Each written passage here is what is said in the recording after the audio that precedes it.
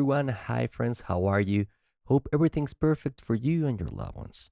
Today I'm going to show you how to delete our account on Haku. What is Haku? Well, this is a new app where you can buy some clothes, some shoes, some accessories for your lifestyle. So it's really easy. It's really sad we have to do this, but well, you made a choice, so let's do it. So first of all, we're going to go to Haku, and in the below part you're gonna see that is a home page, like a message page, like a plus page.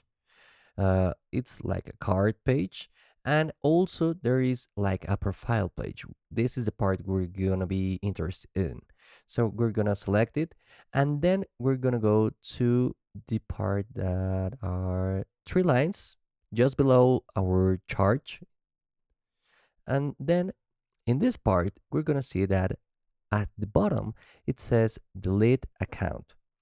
Just gonna put that, and that's all you need to do. It's really easy. Just remember, you're gonna go to your profile part, settings, that's the three lines, and then that's delete account. It's easy as that. So hope this video was useful for you, and see you in another one. Goodbye.